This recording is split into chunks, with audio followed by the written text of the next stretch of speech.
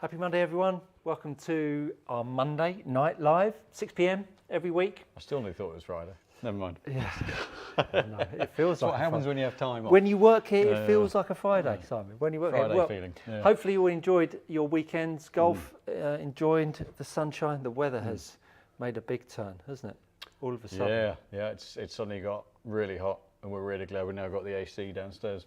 Yeah, big change. Golf courses start to get firm and fiery.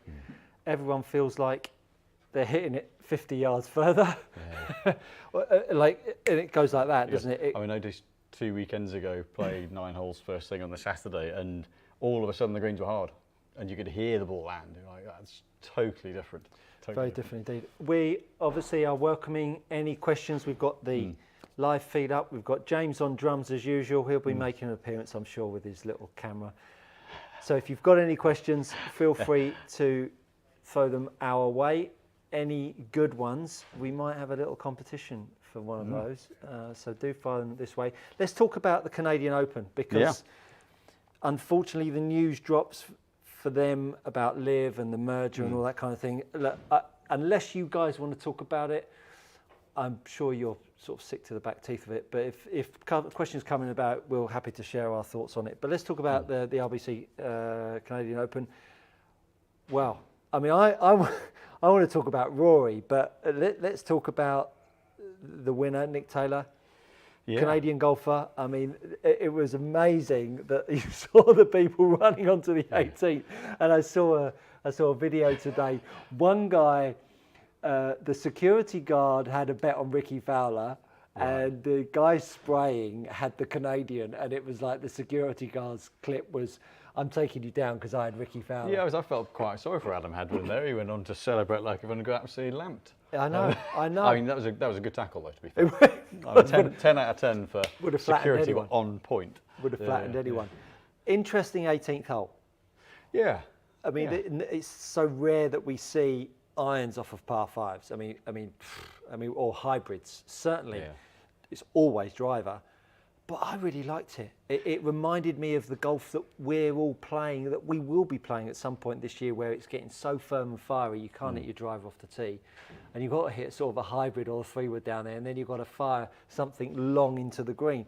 It was nice to see. I think it's nice to see. It's nice to see them not just slamming driver down there, and no matter where it goes, then chop it out and you can get it close. I think you get to see a bit of the strategy that even they have to employ, and I think you don't necessarily want to see that every week, but I think the fact that they've had to really think about what they hit off the tee to position themselves to, it's like you go back years in the US Open where Faldo's hit, I think it was a 2-iron, 1-iron into a par 4 in the US Open. You go, well, that's what putting it in the fairway does. So I think it is nice to see. I think it's good to see that bit of variety. Yeah. It was an interesting event from the standpoint on the back of all of the news that players felt like they quickly realigned themselves back into the tournament and getting back down to business. It was nice to see that the rhetoric had changed to the Canadian. It's an event that almost has got the same sort of feel as the Open, but in Canada. I mean, obviously it's the Canadian Open, understand that, but it's very much got that historical flavour to it, more so than any of the Opens that they play. Mexican Open and. And I think in the States you've got the Western Open, which has got huge history. The Canadian Open's got history, and I think it's something that. Clearly the local crowds feel massively about, and to get a homegrown winner, every country, you see it everywhere. You see, Molinari winning an Italian Open, you see Shane Lowry win the Irish, Avray at a French Open, wherever it is, it means so much to the local kind of viewing public that a local guy wins. Unless you're Tommy Fleetwood, then you might feel a bit gutted. But either way, I think the tournament panned out. There was some very low scoring, but it kind of really built to that crescendo at the end, which proved the course did its job. Great to see the Brits being in there. I mean, it's been really good showing. It feels like it's been a long time since British golfers have been up there competing for tournament titles, particularly on the PGA Tour. And not in the multiples that we saw. No. You might get the odd, like Hatton winning at Bay Hill or the odd one post up. But to have 3, 4, 5. Yeah, that was It was interesting. great. Yeah, and it feels like we've sort of lost that era of Justin Rose, Luke Donald. Who else am I thinking McDowell. of? Yeah, McDowell. You know, it's a big Ian Poulter, a big crop of golfers that were up on leaderboards quite regularly. It feels Westwood, like they've all, Westwood of course, they've all sort of dropped down. Danny Willett, you know, there's so many that we've had, but it really doesn't feel like we've been able to take that game into these tournaments for a little while. Yeah, and I think now you've got the likes of Fitzpatrick, Hatton, Aaron Rai, showing actually loves two gloves. That massive potential, and people talked about him quite a lot before coming through. There's a crop of them where you go, right. There's a group of guys who aren't afraid of being at the top of the leaderboard. I think. Yeah, it's nice to see. Yeah. So we've got a few comments coming in. Nice to see you, Niels Axelson. Also somewhere in the UK, apparently. Yeah, well, it's hit us hard and fast. And let me tell you, is that a comment on the legs being out, or is that the general? We'll go on a colour. But he goes to Portugal every week, so and the sunbeds. Can't forget don't forget the sunbeds. So Dave Hurley, evening guys, nice to see you. Nigel Coast, did you like the putting lesson I gave Nick Taylor? I think yours is about 3 foot longer, Nigel. That he held in Greece. That's how he's talking about the one he held across the green. Nigel Stewart's just pretending to forget it because he didn't win. Yeah, so I'm that's not interested in that, Nigel. Stu goes on to say, does a more spinny golf ball keep the shot straighter? So a TP5 will be straighter than a TP5X due to less spin axis tilt. Nope. No. There is an element where with a driver too little spin, the ball falls out the sky, and you can get some funny kind of knuckles and shots. But if you've got 300 or 400 revolutions more spin, it is not going to hold it straighter. Yeah.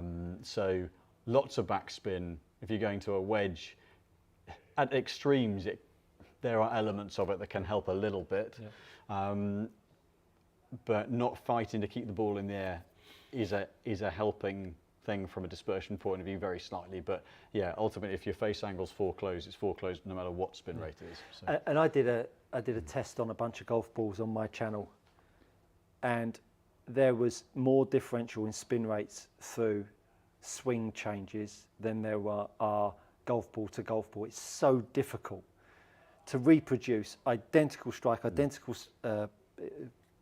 swing ingredients, and be able to go pure like for like. You can only do it with a robot.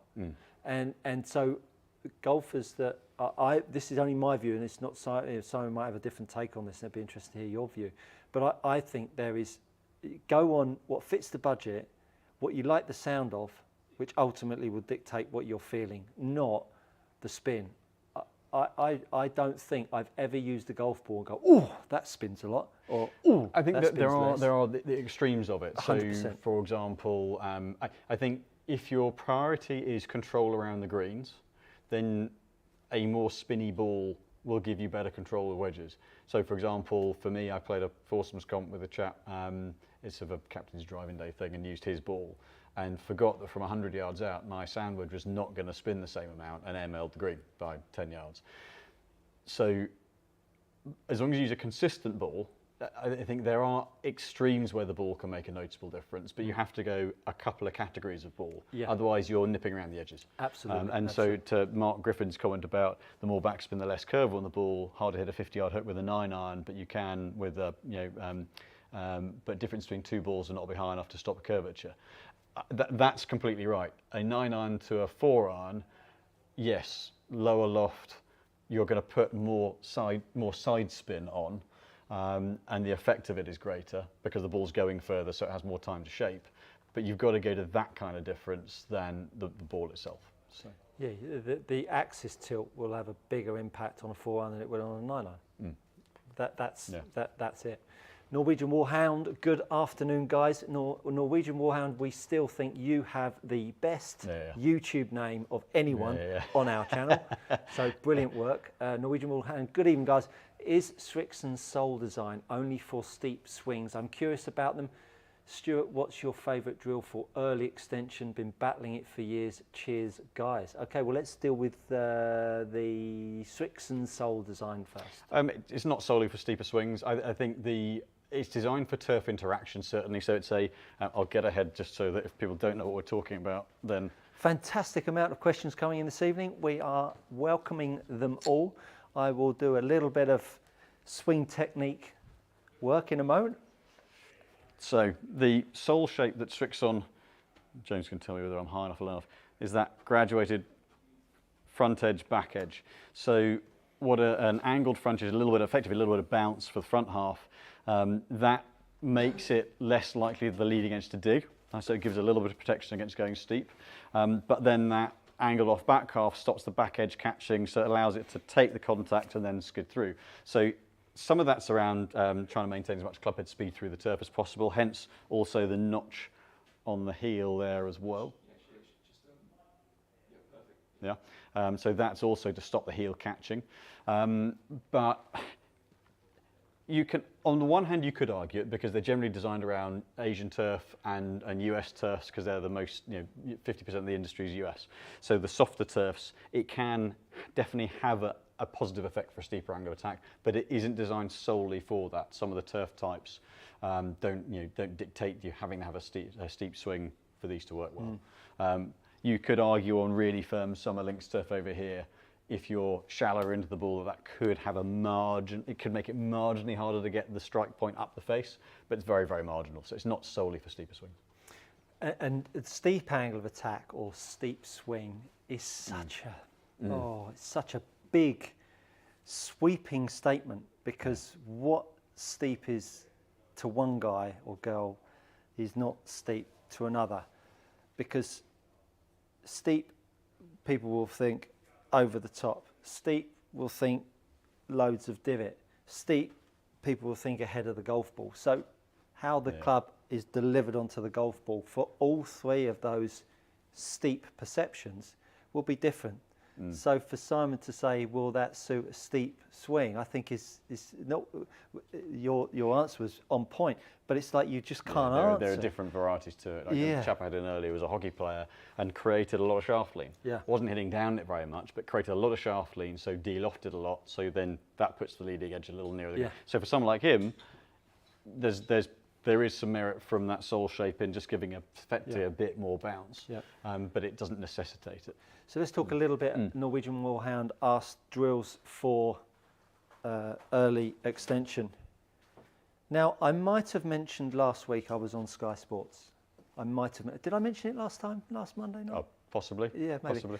I did. I spoke about early extension. It's actually on the Sky Sports Golf channel. So go check that out. Early extension is the symptom. Early extension is giving you time. So early extension, when we refer to it, is pelvis driving forwards. Well, pelvis driving forwards is making the spine have to sit backwards. This sitting backwards is offsetting the handle going off in this direction. So the best way of sensing how you can stop early extension is by just making a few through swings to start with. And so get yourself set up, and I've taken the driver out because that's the one that golfers normally feel early extension the most. And when you feel early extension, you always feel the pressure go onto the toes of your feet and you're sort of off and up and out of the shot. You can't hold posture through strike and into your through swing and keep that right shoulder down, which ultimately gives you that side bend and that posture, unless your left heel is counterbalancing you, because we're standing on two legs. So if I'm going to create side bend with my body and rotation, if that right shoulder is going in that direction and then I'm onto the toes of my feet, you can see I would fall over. So as I fall forwards, my pressure goes onto the toes of my feet and then I stand up and out. That's where early extension comes from. Again, there's an influence in change of direction and club shaft pitch and all of that kind of stuff. But a really good drill to remedy, just get yourself set up, make some through swings. And as you make some through swings, just lift the toe of your left foot up. And then as you've done a few little swings like so, then go into your through swing and try to keep that left toe up, and it will feel like you sit into that hip, which will then make you feel like your right shoulder sits down. That will give you the sensation of where you need to be and finish. If you attain that finish and you hit a bad golf shot, you need to look elsewhere for your early extension fix, because early extension is a big one. And again, a shameful plug to my channel, but I also done a video on early extension because it is a 6 or 7 symptoms or ingredients that will affect it. So do check that out under my name, Stuart Cartwright, Intelligent Golf Performance. You'll be able to find it out there. Again. Yeah, absolutely. Our strength and fitness girl, Kate, Davey, He might not be able to hear the growl. has covered early extension on her channel as well from a physical perspective, which is really insightful as well. So loads of content that you can check out. It's one of those questions there's a definitely maybe answer to it, because there are several things that can cause it, from a physical, as we were just saying there, from a physical mobility or lack of mobility point of view to swing, club swinging, transitions. Yeah. We got Great question though. Yeah, so, we've got to appreciate that we're standing on 2 legs. When you're standing on 2 legs and you've got an implement that's swinging off over here, you know, our body is going to try and stabilise that. You know, good move that, but it's going to try and stabilise that. Slightly threatened. And it normally falls out into early extension. Bhupinder Bogle, lovely to see you, Bhupinder, joining us. What do you guys think about Aaron Rye's game? Any comments on his swing, Stuart? What do you think he feels he gains by using 2 gloves? Wouldn't you think he would lose? Phil, goodness me, he's thrown about 8 questions at us there. The 2 gloves bit's an easy one, because he just did it as a junior, always did it, got comfortable with it. It's no different than Fred Couples' Corey Pavin not wearing a glove. It's a confidence thing, and he played well with it. So golfers are pretty superstitious creatures, and so if something 100%. works, you stick with it. Now, like the head covers on the irons, all that side of things, he's got his quirks, but it's a comfort blanket thing, and I'm sure it's a confidence thing. Yeah. Regards to his swing, I think it's a swing of his own. He looks a guy to me. I don't know too much about Aaron's background, but what I would suspect is he's not an overly taught individual. I think goes along with the 2 gloves. I mean, if you had gone to a golf coach 15 years ago and the kid would have turned up with 2 gloves on, the golf coach would have gone, oh, I need to take those off.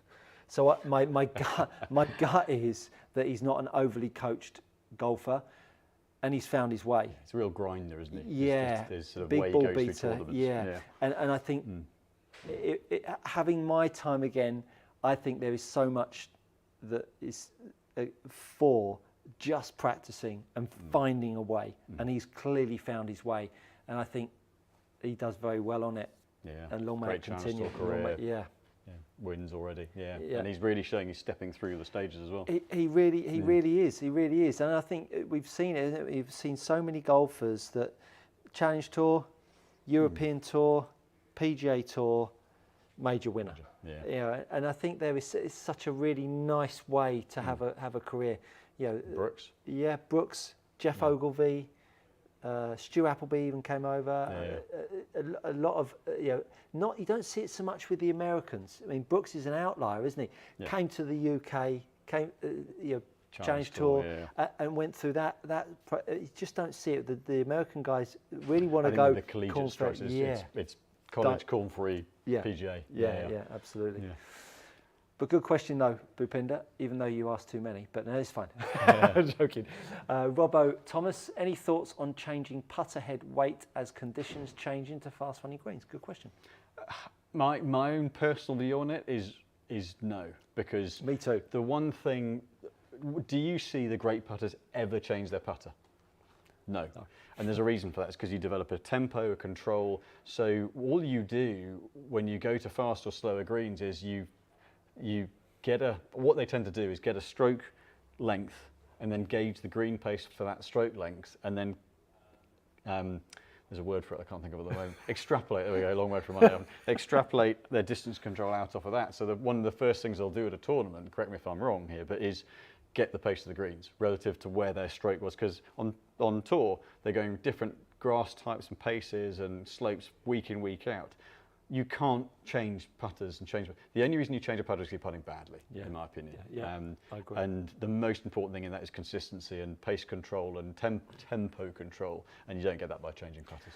You spend any amount of time on tour, you'll get, on the order of merit, you'll get player 20 down to 80, maybe below. They'll be the ones on the putting green with the putting, with the rep, the product rep, fiddle farting around with putters. The best players in the world. I mean, it was always with Tiger, wasn't it? As soon as he had any putter change, it was like front page news, wasn't it? Yeah. You just don't. But you look at Crenshaw, Lauren Roberts, Tiger. Okay, Nicholas fiddled around a little bit. And you've got to appreciate that when Sevi, when you've got a putter grip lined up, this flat spot on the putter head, in your proprioceptors in your hands, that's lined up to the leading edge of that face. And if you spend 20 years with that putter, your feels and your eyes set up to the leading edge of that putter, that's something not to be messed with. And I think if you're changing weight and changing putters, someone replacing a putter grip, I remember David Howe. I mean, getting lasers out and put it on like perfectly the same, because you change that by 5 degrees. I mean, you could be all over the place. 5 degrees huge, yeah. I mean, I've got my best friend from school. He's so annoying with his old zebra putter. Yeah. He's got an old zebra putter that from when we were 13, 14. So this thing's 30 years old. Yeah. And his ball apologetically limps over the front middle edge every time. You think it's going to come up short, and it just gets there. And I keep threatening. He's got the original grip on it, and I keep threatening to change it if he keeps holding putts. But that, I think that's an example. I think of going back to someone who he's such a touch feel player. Every sport, he's a ridiculously good sportsman, all in his hands, and he's kind of like you said. He's just worked his game out and field touch, and that putter's never changing. No. And he's one of the best putters I've ever seen from a consistency over a 30-year period of knowing him. There's a lot to be said. Reason for that. There's a lot to be said for having the same putter. So Robbo Thomas, so Dave Hurley, I carry my 2-iron around 225 and throughout 3-wood 260, 270 and drive at 285-ish. All data from TrackMan. Should I loft my 3-wood up so it doesn't carry as far? So there are... Forgive me for jumping in on this one. No. I'll read them out. I'll tee them up. You whack them out. There are a couple of elements to this. One, it depends on the only bit of info that would help to work that out a little bit would be where the spin is on the 3-wood and the 2-iron, because there is quite a big gap there. From a carry point of view, it looks, just taking the carry numbers on face value, it looks like the 3-wood is a little bit close to your driver. So what I'd be looking for at the top of the bag is that the driver carries to where the 3-wood runs out to and then kicks on. The 3-wood carries to where the 2-iron runs out to. So you're always getting where the 2-iron runs out to, the 3-wood carries. Where the 3-wood runs out to, the driver carries to. So you've got that overlay. And the 2-iron's probably not going to run 40 yards. So we might do out there now. It looks slightly skewed that way. So if the 3-wood spin data's on the lower side, then you could afford to loft it up a little bit to even off those gaps. The caveat to that is that 3-wood's going to be a great weapon off the tee. So if it's more important that it's a really good, strong teeing off club, then quite feasibly it's in a good spot where it is. If you want it as a control fairway club to play into par 5s and things, it's probably a bit hot where it is. So there are a few definitely maybes, but in principle, you could certainly loft that 3-wood up a little bit. So, so looking at the spin number, 2.8 to 3,000 spin, you could afford to go up 10% on spin. Yeah. Okay. Mark Griffin. Thanks, Dave. Mark Griffin goes on to say a lot of early extension comes from people trying to generate power the wrong way. I think people use speed to find strike more than them finding that speed causes the early extension. Because I think, let's say someone went out with a 5-iron and you tried to make contact with a 5-iron at half speed, I think most players would really battle with that. Yeah. Because that is a hard thing to do. Yeah. Speed actually helps people feel like they can gather it all up and swing and hit it hard. You know, that face open, feeling like they swing fast, so get the face closed over. They'll worry about falling over afterwards. So I think that speed actually, in many people's minds, is a way of actually helping them square the face up rather than it being an issue. Early extension is just a myriad of potential flaws. To label that speed is the problem. Again, I think speed is helping, not hindering. I think one of the biggest things we see in the fitting bays, and I think the one thing most of us overlook because we don't really want to admit it's the case, is that I'm lucky I stand up most of the day. Most people watching this and watching golf sit at a desk all day. Yeah.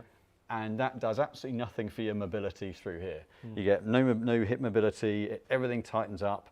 And so when you come to then make a big range of motion, that we want that separation, that shoulder rotation, to then be able to open the hips up and clear out to keep the club on plane, which then helps stay in balance. And balance is, I think, the one of, if not the most critical thing in the golf swing. If you don't have any mobility, then you're going to be stuck in doing that. Most people forget that they are not athletes, they're not in the gym regularly, they don't stretch out, they don't warm up properly. Yeah. And as a result, functionally, the body doesn't have the ability to make a swing staying in posture, moving at fast speed. And I think that's the biggest cause of it. Yeah. Interesting stuff. So, Mark Griffin, have you had any chance to mess around with the new Axiom shafts? And do you know what's the highest weight they are going up to? Heaviest weight, in terms of broadly speaking, in the irons is 125 grams. So that's only 5-6 grams off a dynamic gold. So it's up there with like a Project X 6.5 in terms of weight. So it's heavy weight.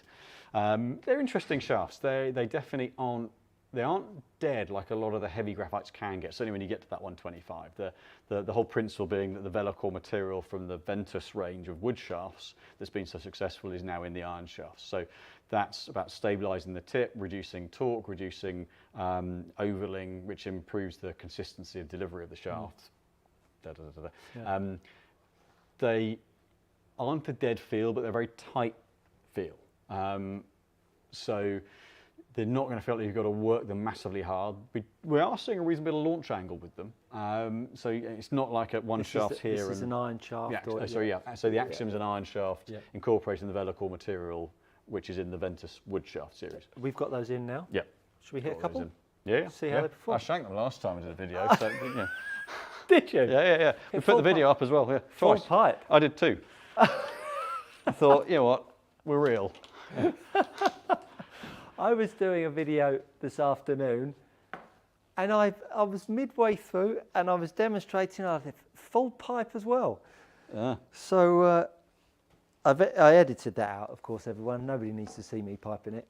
So I was that far through, I thought, you know what, I'm leaving. I'm not redoing this one. Yeah, I'm leaving it in. So Axiom shaft. So the Axiom shaft, I've got the Project X that you talked about. Yeah. Which is weighty. Yeah. Well-known shaft. Yeah. So the 6.5 is 125 odd grams. With the Project X, it was actually originally designed for Phil Mickelson.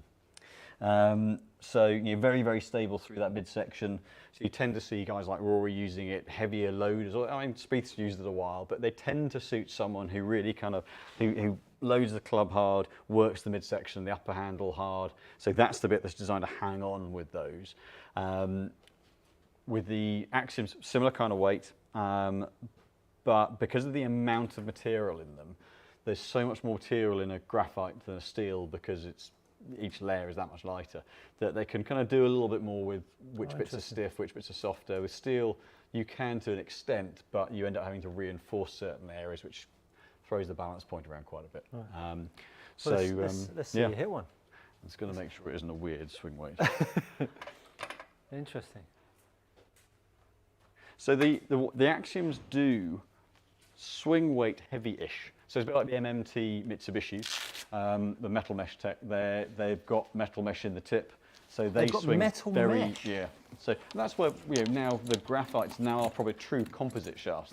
They're using multi-material, so they've had boron in the tip of some of the shafts before to really stabilise them, but they were quite brittle and quite harsh feeling. Really didn't absorb much vibration. They've used, so the new my mind's failed. Have a week off and your mind fails you. The new Sinister series of irons from VA, they've got tungsten powder integrated into the tip section. We've got those in as well, haven't we? Just got those in. They've just put into the demo rack whilst I was away. Oh, brilliant. We'll have to have a quite a go cool with those looking shaft. So they're using multi-material constructions to affect the stability, the feel, and really kind of optimize where they're loading, where they're bending, where the stability is. So the axioms tend to swing weight heavy-ish, but they don't swing massively heavy. So the MMTs tend to swing weight another point and a half heavier. So what might this lean towards as a performance shaft? Higher launch, lower launch, more spin, less spin? Upper mid launch. I think relative to a steel shaft of similar weight, we're seeing a bit more launch out of the axioms, but not massively spinny. I mean, they're designed around, the whole principle of the Velocore is about stability. So they're designed to really keep that club face really, really tight through the ball, stop some of that deflection and deviation and off-centre hits. So putting the energy back into the ball rather than the head deforming, distorting and losing energy. So my disclaimer is that I've not hit a shot for a week and a half. And he's been sunning himself. I've done a lot of walking. You've done a lot of walking as well? Oh, okay. Yeah. Did you soothe that walking with some vino afterwards? Yes. Okay, that's good. That's good. So they tend to, from a pickup point of view, the pickup under the sort of upper half of the shaft isn't that heavy. Okay. But you can definitely feel the club head on the bottom, and that's where, with that extra bit of material, the Velocore on the bottom end, the balance is thrown down the bottom a little bit more. Interesting. And what club head have we got in here? I've decided just to put the PXG, the CB, the milled one on. Got a little bit of cavity. It's quite a nice looking head. Fairly recently in. Nice sort of single piece forged construction. It's not going to do anything untoward from a data point of view. Yeah. So that was a little bit flicky and weak, but not bad. So these are about 10 grams heavier than the shafts I use. So I'm a 115, 113, 115 gram.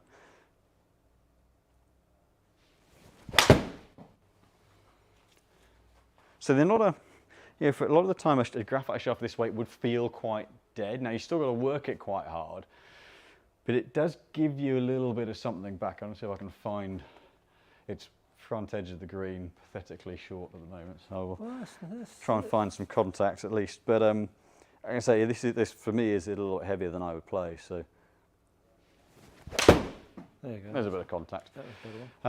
So for me, kind of 16.5 launch is on the upper end. I'm normally kind of 15.5, 16. But it's not a spinny. It's not a shaft that's going to pop spin up. It's not a massively soft tip. That's the whole idea of the Velocore, is that it isn't a soft tip. It is stable. But I say they haven't made it a harsh shaft. So you might quite like the balance. Possibly you might get a little tip heavy. Yeah, it feels very light up here. Yeah. Yeah. Oh, that's interesting. But mass weight wise, it's very similar to what I've got in mind. Yeah. Oh, interesting. Interesting. But the bottom end on a couple of the heavier of these sort of composite shafts, the very much the tip end gets a little more isolated balance wise. So you might feel like it moves okay until right at the end, and then you've got to fetch the head a little bit. Yeah, it didn't feel too bad. Didn't feel too bad.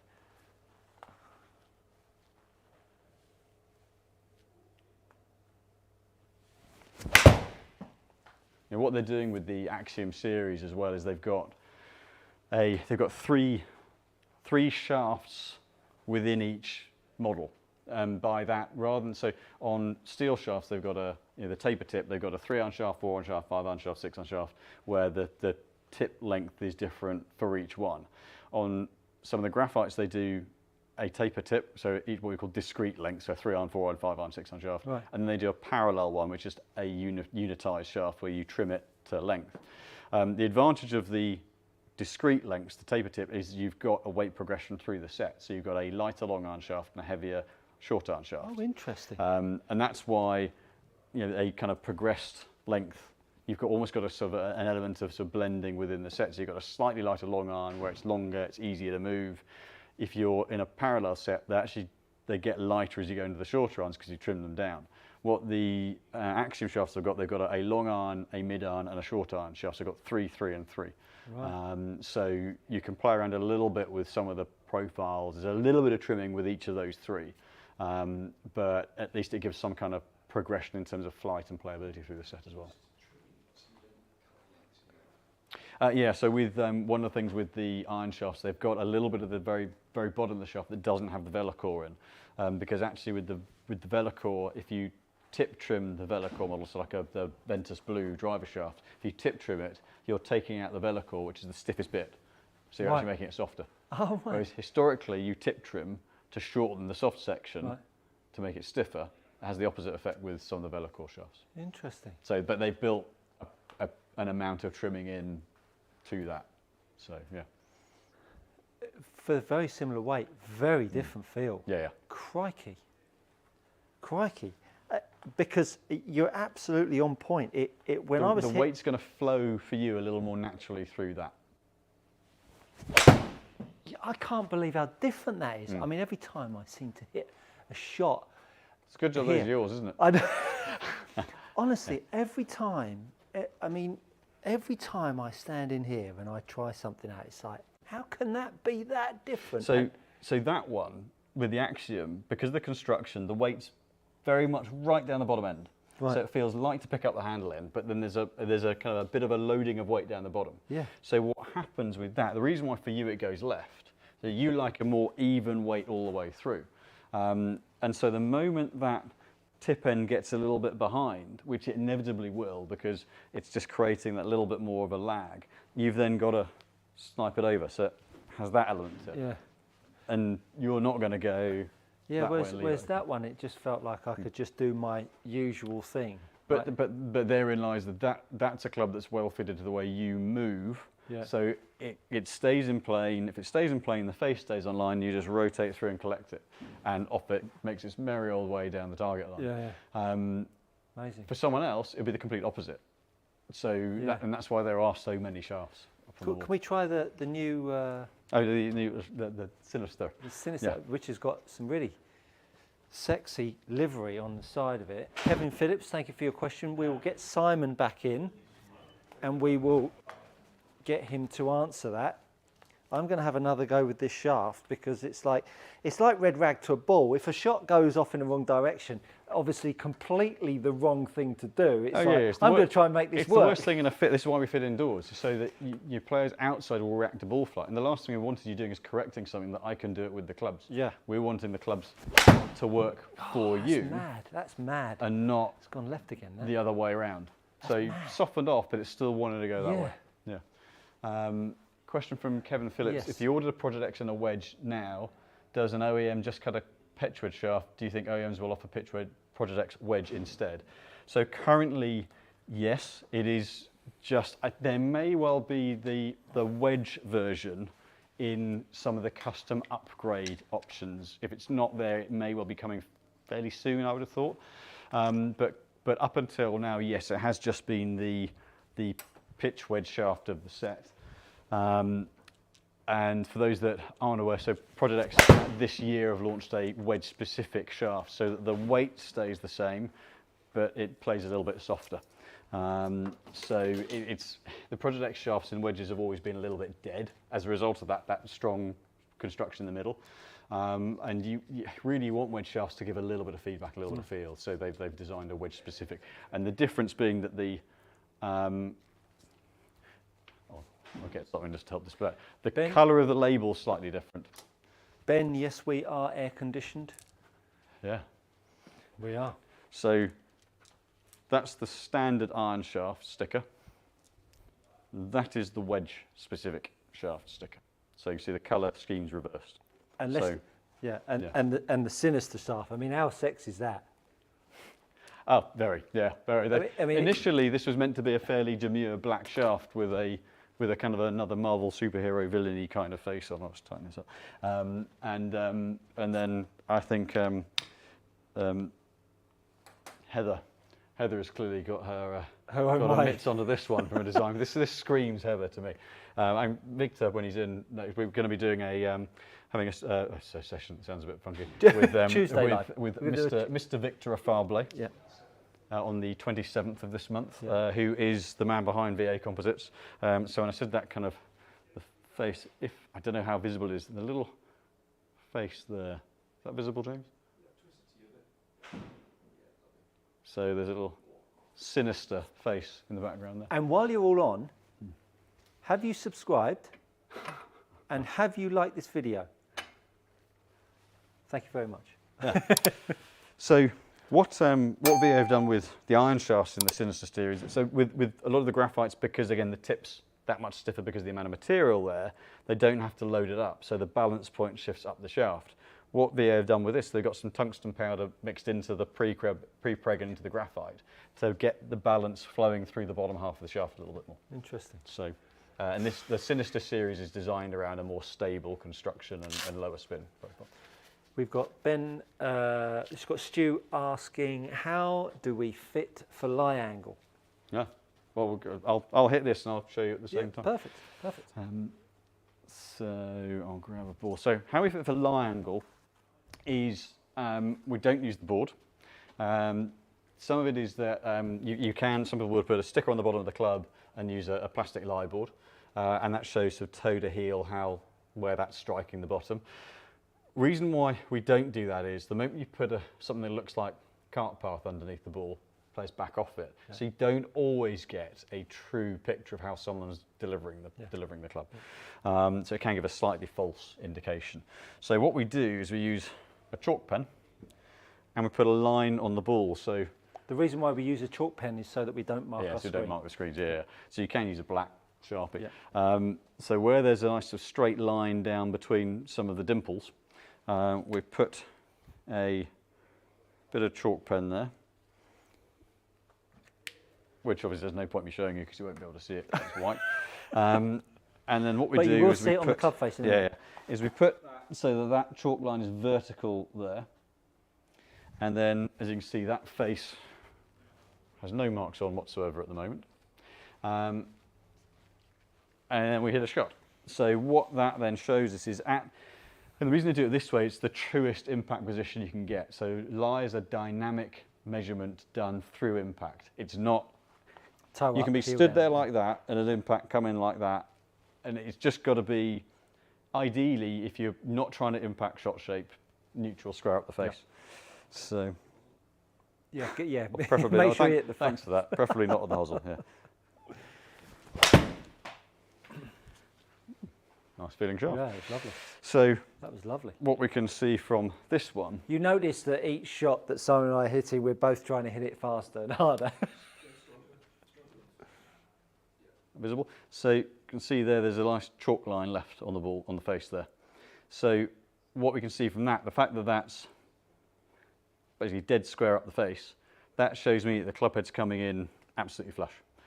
So there's no influence from the lie angle on shot shape. Now, if you were trying to gear against if someone's very inside and rotating and had to hit a strong draw, you can flatten the lie angle to mitigate some of that.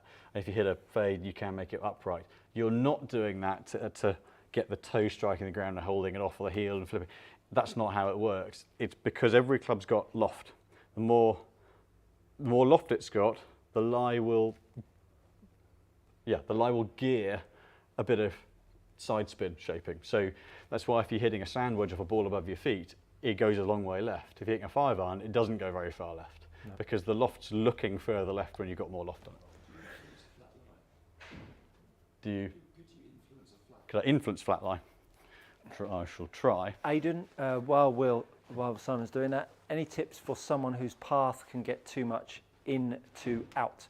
Dropping the club under plane on downswing up to 10 degrees. First question would be, do you see a lot of bend to the left of any kind? Do you see your ball bend right to left? I would, if you don't, you're very rare, but that would be where your inside path comes from. You want to check your grip, and you want to check your face angle at the top of your backswing. Those would be the two go-to ingredients to check for first.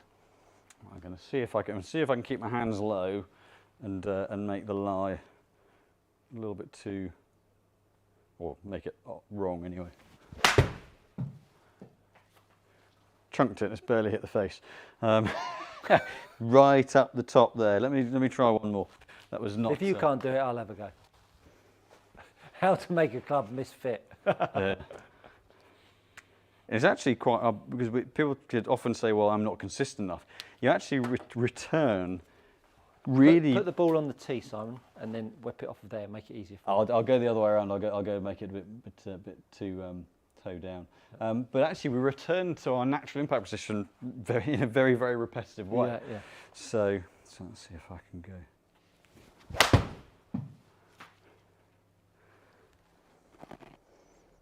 There's a bit of a mark there, but essentially, it's very, very faint, but the lie's gone that way, diagonally across the face.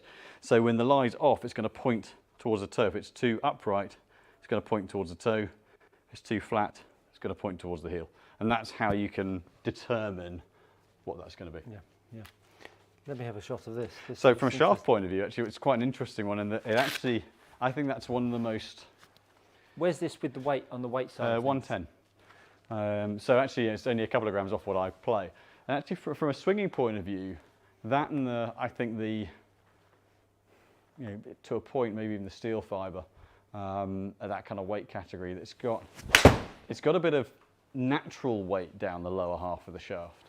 So actually, you've got there's a more even flow of weight through it. Yeah. Whereas you often will get like the Axiom and the MT are a bit more polarised. It's very much right at the bottom end. With that one, it's a little more through the lower third. Yeah, it feels quite nice. Which makes it flow a little bit more. Feels different to the Axiom. Yeah, it feels a lot more even. That's what you said, wasn't it? Yeah. Feels more even. Yeah, the flow it's more gradual through the shaft rather than down the bottom. Yeah. And the thing is, there's still a case of one's going to be better for one player than another, and the two actually really. That's a really interesting shaft. I think that's going to potentially be a shaft, and they do. I think it's 110, 90, 80, I think 70 go. I'd have to double check the exact weights. But that's quite a nice alternative to a lighter mid steel shaft. It's funny because it feels light, like just the weight of mine. Yeah, and that's where weight's key. So for you, that weight, you can use the weight to build the speed and to hit against it. Yeah. For me, it goes there, and then I've got to heave at it through, whereas I can use that weight and just whip it through this sort of nice muscular frame that I've got. That lighter weight just suits me, whereas if I go heavier, that's one of the things that can cause that little bit of extension because I've got to fight the club, whereas at that weight, I can stay in posture and rotate through with a bit more speed. Hence the first one that I hit went about 15 yards further than the heavier weights. Yeah. So. And what's going on now said, better smash factor with that shaft by 0.005. Any gain is a gain, right? Any gain is a gain, yeah, absolutely, yeah. And these, the two shafts that we tried, is there an Axiom and... So Axiom do, it's 75, 90, no, sorry, 75. They've got 125, 105 and 90? 85, 90? Trying to remember off the top of my head. So they're doing the three at the moment. So I think it's actually 75, 105, 125. There's quite big jumps in weight. These are the iron shafts. Iron shafts, yes. And the Sinister, it's 110, 90. And they literally came in whilst I was away. I've got to mug up a little bit on the exact lighter weights. I think they do an 18 or 70. I think there are 4 weights that they do. We'll cut you some slack. You've been on holiday. They've only just come in. That's the first hit I've had of it. Yeah, interesting. And your thoughts from a fitting. Where would that slot in, do you think, amongst the range of iron shafts? The Sinister? Yes. I think those ones are going to slot in, I think, for someone who's... They slot into that kind of mid to lighter mid-weight steel crossover. So I think they've actually been... The steel fibres have been really good in that area, but they're a slightly firmer feeling shaft because they've got the steel filament around the outside.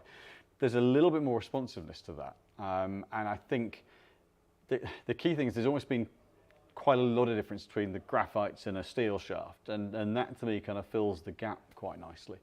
So I think you could get a certain amount of people who would have gone into possibly a KBS Tour Light, or maybe one of the Nippon, the NS Pro 1050, 950 series that could go into that versus steel, or something like the steel fibre, it's that little bit harder. Yeah. It might be a little firm feeling but work well, and that gives it a little bit more feedback. So yeah. I think that's where I'd see that falling in. And where would someone progress? Is there let's say someone preferred the Sinister. Is there then a direction you would go with the driver shaft on the back of that, or not particularly? I think there are still going to be characteristics of, because shaft fitting's ideally done on the way you move and the shaft matching that, there's always going to be some correlation. So you might find that if you find someone needs tip weight on an iron, chances are then they're going to need a certain amount of it in the woods and the driver. It diminishes potentially a little bit as the shaft goes longer, because if you kept the same amount of weight in the bottom end, you've got a club that's much longer, wider arc, more momentum build up, it can get stuck. So you might go a bit less tip weighted or more counterbalanced into a driver shaft potentially, but you're always going to see the same trends on shaft work pretty much always work all the way through. Yes, I mean, it's always so insightful, your knowledge on this club fitting business. You've been in it close to 20 years now. Is frightening, right? I mean, grizzled old, but it's so, honestly, veteran. It's so impressive to hear you back through the clubs and the tech, and hopefully you guys out there really appreciate that that kind of insight. Let's talk about the ladies' game. Chiara Noja has really made a big impact. She's been a client of Precision Golf's for 10 years old. If you're not familiar with Chiara, from Germany, resides in Dubai now.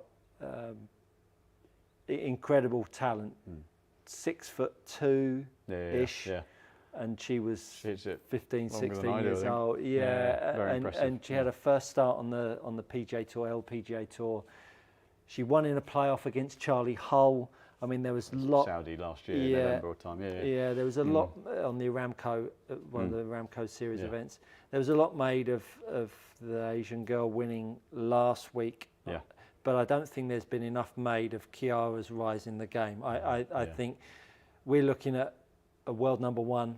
I don't think there's anyone in the world of golf right now that's probably making the waves that she is, in a very stealthy way, because nobody's still talking about her. If she was a 17-year-old guy on the PGA Tour just done that, Michael Block would have exploded all over again. This is. I mean, I think she's the one person that I've seen over the last 19 years. She's the most impressive young golfer I have ever seen. In terms of an all-rounded way, she's any youngster who practices and works as hard as she had, you inevitably go, oh, I hope she's not being made to do it. But her father had to drag her off the practice ground. She loves golf, she loves practicing, and she does it because she loves it. And I think that's part of the reason why she's gone through quite so rapidly. And we've seen her develop here, getting faster, getting taller, hitting it harder. What have you seen in someone that is interesting? We had Christos, the young lad that I helped, 13 years old, having a real growth spurt now. The discussion of when to make the equipment change, we've opted for at the end of the season. What changes have you seen over Chiara's equipment in the years that you've helped them that might be interesting for people that wouldn't be familiar with a growing star, and what their equipment looks like from 14 years old to 16 years old? I mean, the one thing that's gonna track across every single junior golfer growing up, and it was the same whether it's Chiara, Christos, a 20 handicap, 12-year-old player. That growth spurt's a really hard time period to manage, because first you see they need bigger shoes, and then you go, right, here we go. And as you see with Christos, he's shot up a few inches in the last couple of months. And so what happens is, particularly for the boys, they grow and they think they're stronger. but they're not yet because the muscles haven't caught up with the bones. So the bones grow first, and then that's why when I had Osgood Schlatters, there's horrible lumps below your knees where the tendons pull because the bones have grown, the muscles can't keep up, tendons can't keep up. And so what happens is you get bigger, and yes, you might need longer, but you don't necessarily need heavier at that point. Now, going longer will make it slightly heavier, but what happened is you've just got more limb, and you haven't got the musculature to control that. So from a fitting point of view, I would always advocate waiting till that main growth spurt is tapering off, because by that stage the muscles will start to catch up. Because what you don't want to do is you don't want to pitch something for, like the discussion we had with Christos and his mother. What I don't want to do is say, right, let's change now, and then in 2 months go, oh, we need to change again, because that just costs the world. And we've got to be conscious of, we've got to build in time. And also for the player, you want the continuity with the clubs. So you've got to pitch it at the top end of what they're capable of, which means short-term a bit of pain as they get out of, something light and short is easy to clip away, it's a piece of cake, so you can get away with things. And then you go heavier and you can't get away with anything. So the first bit, they'll be like, what has Simon done to me? I hate these clubs. But you've got to go through that challenge to make them commit a little bit more. And then you go through that hard first bit, then they become really playable. Then you hit peak, then you go beyond peak, and then you make the change all over again. But you've got to build in that longevity with them. And that we see with Chiara to everybody. She went from 50 gram, 60 gram graphites to 70 gram graphites to steel fibers in the 80 grams to a lightweight. So flitted between steel fibers and lightweight steel a little bit. Just again, as her technique and swing developed, the slightly different balance points. And you're always just trying to find that little bit of the key to bind things together. And when you're working with a player and they're working through swing changes, it can be a subtlety in change of shaft, that balance point as you talk about, that suddenly make I can do that a bit easier with absolutely. the coach, and it's a real opportunity for a player to tap into these sensations. And of course that's stuff that then goes into the background there. When I was making that swing change, I just felt this shaft allowed me to do that a bit more. And it's really insightful for a coach and player that these shafts, as we've just seen, what it allows you to do and how to work the club. The one warning I've got to give to any parent who's, if you're watching and got a youngster growing up, is please don't push too heavy, because what you will do is you will set their game back. And this is mainly aimed at the young lads who want to go into the steel shafts, want to go into, be very careful of it, because it's a bit like if I try and swing one of Stuart's, it's not exaggerated, but you think, when we started playing, we cut down our old dynamic golds at 130 grams. They might be shorter and be 120 grams, but they're still blooming heavy. And so you used to see every junior golfer, giving it one of those, because the club's back here, they might not have shanked it into the corner, but club's back there, and then you can't, the only way of saving it is to do that. And that just creates, especially on a young spine, that potentially creates issues. So be very careful about just jumping into a steel shaft, having played graphites, or jumping into a Project X or a dynamic gold. Or there are so many lighter options now across the range. Better too light than too heavy. So Niels Axelsen, should I say, are the Sinisters in the same price range as the steel fibre? I'd want to double check before committing on that. I think similar. But I'd have to double check. So because they literally just demos are coming and going to the rack. I wouldn't want to, off the top of my head, commit to a number. I think we can cut some slack there. Randy Dyer has asked how to pick a preferred shot shape. Depends on your face to path value. Woods versus irons. Depends on your face to path value. Path, impact location, two-way miss, double cross.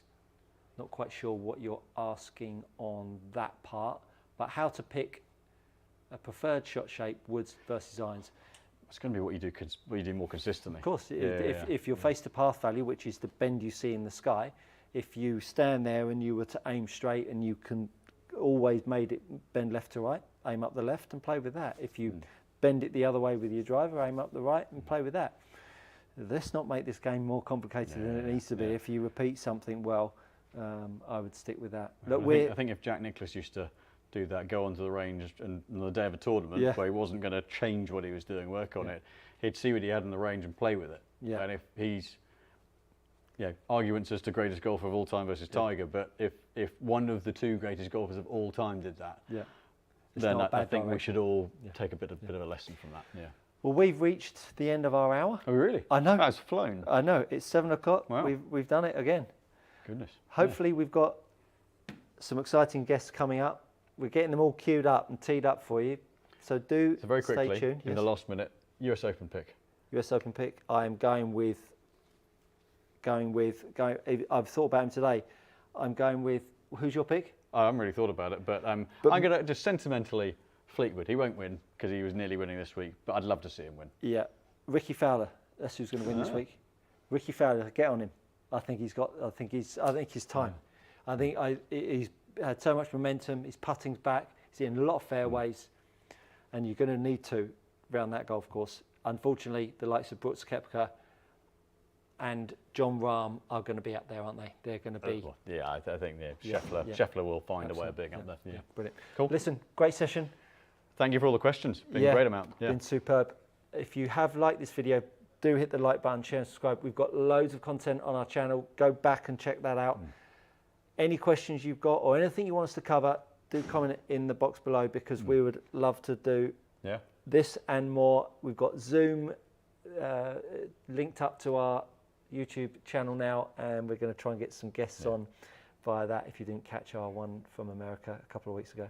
Well done. Great. Very Thank you very good. much. Yeah. Check us out next time. Have a great week, and we look forward to seeing you next Monday. Enjoy the US Open.